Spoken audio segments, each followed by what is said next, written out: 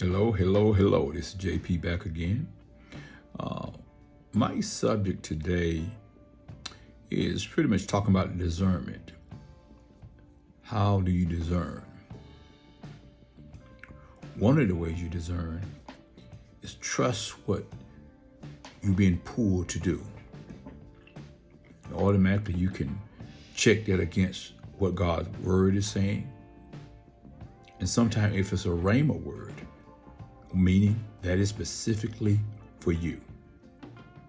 People said, well, there won't be any contradiction. Not necessarily, because there's a lot of things you haven't even experienced yet. So it's going to be a contradiction based on your experience, based on what he's saying to do. So for instance, let's say he tell you to go in a nightclub and witness to the bartender that sit at the bar. And let's say you don't believe in going in a bar, for example, or whatever the place may be, something that you may be against in your natural, but he said go there. Now you can discern, because see, your flesh gonna fight that, because again, what your flesh is fighting is religion, where you've been taught, what you have perceived, what's right, what's wrong. That's based on the law. Because everything God has and everything that he can talk to you about, he can't put in the Bible. Now people say, whoa, James, slow down. What I mean is, he's greater than just the Bible itself. His capacity, his knowledge, what he has, what he can do, is more than he can put in what we call our basic guideline for living a righteous life.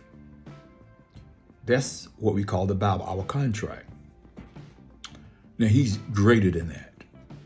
Now if you can follow, now realistically, if you want to be able to compete with the whole internal Bible, get your knowledge, but fall in that love category. And you'll supersede everything else he's trying to tell you, because he guided you based on your spirit, man, anyway, what's on the inside. But discernment comes so many different ways. He allows you to see things that other people don't see, hear things other people don't hear. And there's a knowing up on the inside. And people want to say, well, how do you know? Well, you can't explain with your head how you know, but there's a knowing on the inside. There's a revelation that comes to you. You can't always explain it to others, because you don't always know where it's true or not until you actually step out on that. That's where it comes with a trust. And you trust based on love. Trust based on not wanting to be disobedient.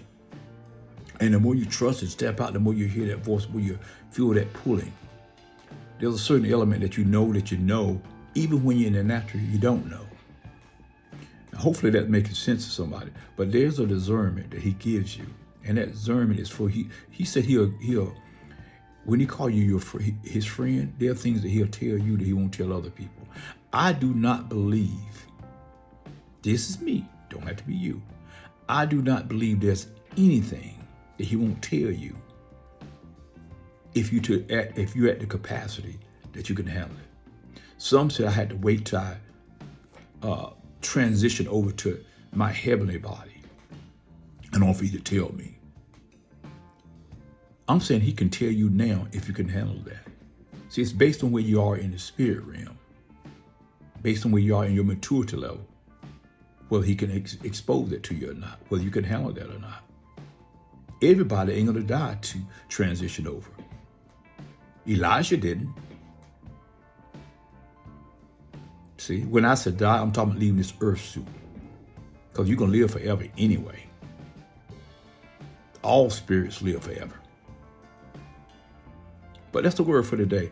Learn how to discern and trusting what he's telling you on your inside, what they call your knower. Some people say, I got an impulse, or I got a nudging.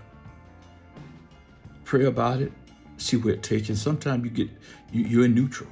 So what do I do now? Stand there until you can get a release.